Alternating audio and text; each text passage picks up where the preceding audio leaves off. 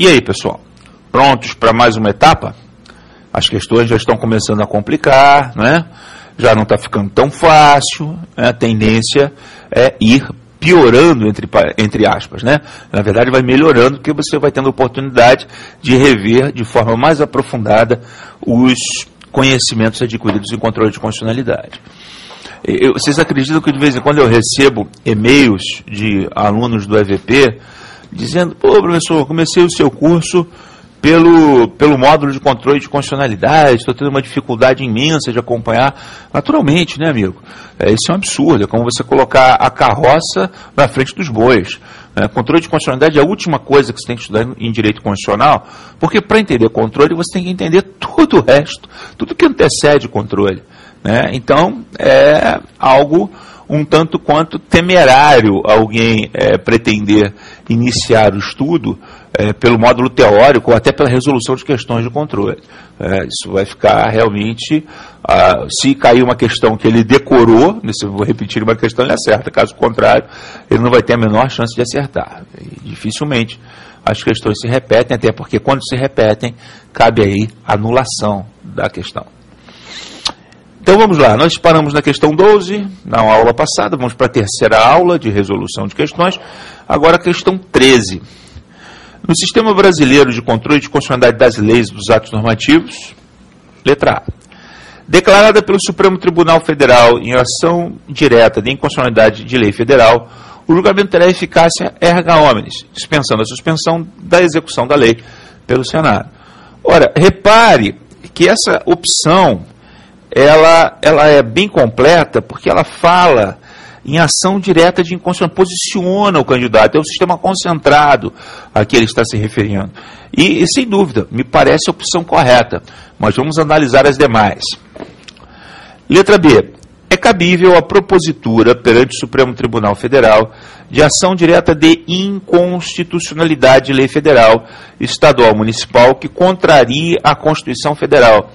Ora, se é uma lei municipal que contraria a Constituição Federal, em princípio, o Supremo não pode conhecer em ação direta de inconstitucionalidade. O que pode acontecer, nós vamos ver depois, já vimos na teoria, vamos ver na prova, em questões de prova, é a chamada ofensa reflexa, né?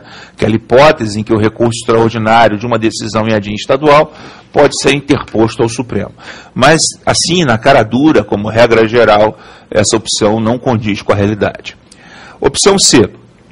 Na arguição de inconstitucionalidade de lei, por via de exceção, competirá ao interessado a propositura de ação declaratória incidental, com vista à formação da coisa julgada material sobre a questão prejudicial. Ora, na arguição de constitucionalidade de lei por via de exceção, é o outro nome da via indireta, da via de defesa, do sistema difuso da arguição incidental. Competirá ao interessado a propositura de ação declaratória incidental com vista à formação de coisa julgada material sobre a questão prejudicial. Não, isso não faz sentido nenhum, porque ele está suscitando um incidente, intertanto, um incidente num processo onde existe uma questão principal que está sendo discutida. Então, as regras processuais estabelecem que o juiz deve se manifestar primeiro sobre o incidente, sobre o pedido acessório, para só então adentrar, se for o caso, na análise do mérito da ação, ou seja, do pedido principal. Opção D. A declaração de inconstitucionalidade de ato normativo pelo Supremo Tribunal Federal tem sido a questão suscitada por meio de exceção, tendo sido a questão suscitada por meio de exceção, tem eficácia condicionada à suspensão do ato pelo Senado. Vamos lá, a declaração de inconstitucionalidade de ato normativo do Supremo Tribunal Federal, tendo sido suscitada por meio de exceção, tem eficácia condicionada à suspensão pelo ato do Senado. Cuidado com o que você está lendo. A decisão do Supremo tem eficácia, só que a eficácia é apenas para as partes litigantes naquele processo concreto. A eficácia é interpartes. Então, a eficácia não depende do Senado. O Supremo está ali tipicamente julgando uma questão. Vamos imaginar que num recurso extraordinário ele reconheça que uma lei é inconstitucional, no todo ou em parte, mas esse reconhecimento não atinge a todo mundo, mas tem eficácia para solucionar aquele caso concreto, onde aquelas duas partes litigantes litigam. Isso é uma coisa. Agora, a comunicação ao Senado ocorrerá quando houver uma pretensão de o Supremo Tribunal Federal, do Procurador-Geral da República ou da própria Comissão de Constituição e Justiça do Senado, de conferir eficácia a todos, ou seja, aumentar o espectro de eficácia. Mas a decisão por si só do Supremo já produz eficácia, mas apenas para as partes litigantes. Está bem claro isso? O candidato que lê isso aqui como de uma forma um tanto quanto atabalhoada pode confundir eficácia da decisão com dimensão dessa eficácia. A eficácia existe entre as partes. O Supremo publica lá a decisão, atingiu as partes litigantes, criou, inclusive, muitas vezes cria, um precedente jurisprudencial que vai nortear decisões futuras em casos iguais ou semelhantes. Agora, a eficácia existe. Agora, o efeito, o alcance dessa eficácia, para que ela atinja toda a gente, para que todo mundo resolva os seus processos com uma única tacada, aí depende dessa resolução suspensiva, conforme determina o artigo 52, inciso 10 da Constituição. Opção D. A declaração de inconstitucionalidade de ato normativo pelo Supremo Tribunal Federal tem sido a questão suscitada... Não, isso eu já respondi, né? Então essa está errada. E a opção é, todas as respostas anteriores estão incorretas. Não, tem uma que está correta, a opção A está correta. Então a única opção que cabe na questão 13 é a opção A. Questão 14. Declarada pelo Supremo Tribunal Federal a inconstitucionalidade em tese de lei ou ato normativo federal ou estadual, a cessação de sua eficácia será imediata e com efeitos erga omnes? Será. Porque inconstitucionalidade em tese é outro nome de inconstitucionalidade em abstrato. Portanto, estamos falando do sistema concentrado. O efeito erga omnes, sem dúvida. Resposta imediata, perfeita, tranquila, concisa. Mas vamos às outras opções.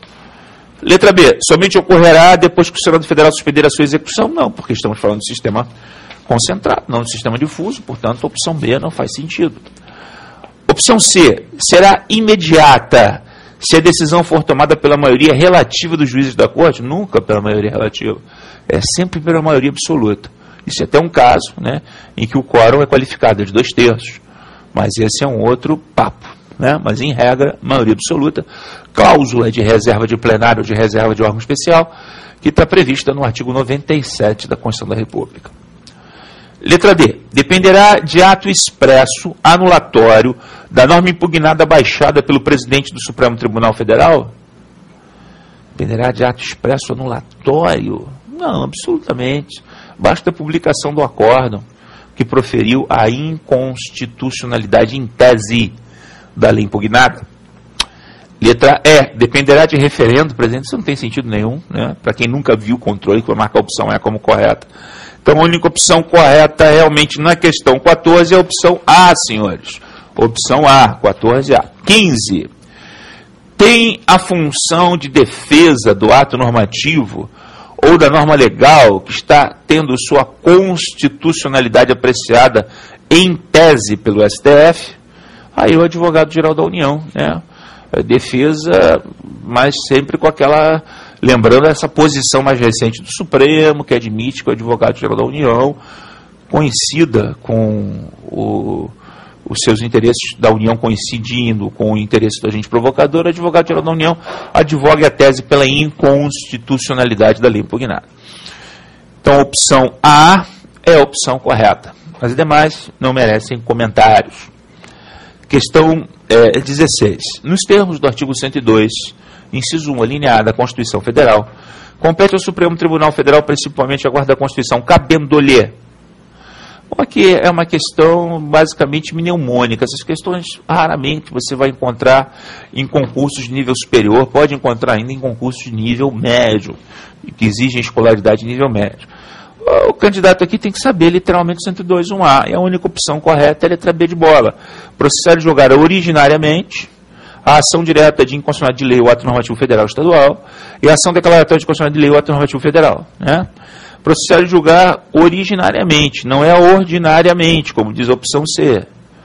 É originariamente, competência originária, não é competência ordinária. Tá? a competência originária, porque a ação é proposta diretamente naquele órgão, nesse caso aqui, especificamente no Supremo Tribunal Federal. Portanto, a única opção possível é a opção B de bola, questão 16. Esse tipo de questão, na verdade, não afere nada, né? Afere se o candidato decorou ou não o dispositivo. Questão 17. O poder que dispõe o Senado Federal de suspender a lei declarada inconstitucional pelo Supremo Tribunal Federal será exercido quando este tribunal se pronunciar sobre a constitucionalidade da lei em ações diretas apenas? Não. Em ações diretas e ações incidentais? Não. Em recursos extraordinários apenas. Essa é a opção correta, que é a arguição incidental levada ao Supremo através de recursos extraordinários. Questão 18. Então, a 17 ficou a opção C, questão 18. Com pertinências afirmativas abaixo, assinale. Primeira afirmativa. No que tange à declaração incidental de inconstitucionalidade, os efeitos são ex tunc, isto é, a relação jurídica fundada em lei inconstitucional é fulminada desde o seu nascimento. Quer dizer, a declaração de inconstitucionalidade retroage. Em arguição incidental é assim que se procede. Número 2, assertiva 2. A ação de inconstitucionalidade interventiva somente pode ser proposta pelo Procurador-Geral da República ou pelo Procurador-Geral de Justiça do Estado, conforme se trate de intervenção federal em algum Estado-membro ou intervenção estadual em município, localizado naturalmente no território daquele Estado. Perfeito, essa opção está correta. Apagou aqui a luz, hein? Fiquei escuro ali. Tô na penumbra agora. Mas a gente vai continuar, porque se a luz acabar não tem problema, ficamos apenas com o meu brilho. Eu falei no meu brilho, o cara já exagerou. Questão 3. Eu tinha um professor que dizia isso, né? Aí eu imitei um professor de muitos anos. Ele dizia, não, se acabar a luz não tem problema, ficamos apenas com o meu brilho. Mas ele realmente acreditava. O problema é que eu estou brincando. Ele não, ele falava sério. Ele realmente acreditava que ele era uma pessoa iluminada, brilhante, né? No sentido, inclusive, fosforescente do termo. Questão 3. A inconstitucionalidade por via de exceção produzirá, em regra, efeitos interpartes. A inconstitucionalidade por via de exceção produzirá, em regra, efeitos interpartes. Em regra, olha como é que ele foi cuidadoso aqui. Em regra, porque existe exceção. O Senado pode potencializar esses efeitos para erga omnes. Mas, em regra, está perfeita. A terceira assertiva está correta também. Quarta assertiva, é admissível a concessão de medida liminar ou cautelar, tanto faz, na ação direta de inconstitucionalidade. Aqui no controle cautelar e liminar podem ser usadas como sinônimo. Perfeito, artigo 102.1, P de papai. Então, como é que está isso aqui? A questão 18, se forem corretas todas as alternativas, opção correta, D de dado. Questão 18, D de dado. Agora vamos à questão 19. Dentre os princípios constitucionais abaixo arrolados, qual o que mais se relaciona com o controle de constitucionalidade de leis ou atos normativos? Quer dizer, eu tenho vários princípios aqui que se relacionam, né? Praticamente todos se relacionam, mas ele está perguntando aquele que mais se relaciona. Aquele sem o qual o sistema de controle de constitucionalidade simplesmente não iria existir. Ora, meu amigo, só pode ser o princípio da supremacia constitucional, que garante a supremacia material e formal da Constituição sobre as demais leis. E ele deriva do conceito de rigidez, que, por sua vez, vem colocado a partir das limitações constitucionais implícitas e explícitas ao poder de reforma. Então, a partir do artigo 60, relembrando, eu tenho o conceito de rigidez. A rigidez coloca a Constituição no ponto mais alto do ordenamento jurídico, da supremacia material e formal da Constituição, e, estando no ponto mais alto do ordenamento jurídico, ela exerce um controle, um policiamento sobre as demais leis, daí o controle de constitucionalidade ser possível graças ao fato da nossa Constituição ser rígida, ou, segundo alguns autores, super rígida, que leva à supremacia, que leva ao controle. Portanto, a opção é a única opção que cabe. Claro que você vai encontrar devido ao processo legal, simetria, né, presunção de constitucionalidade, são princípios que também, até de certa forma, o princípio do contraditório, mas são princípios, ainda que de forma mitigada, mas são princípios que são cocetâneos, né, do princípio da supremacia.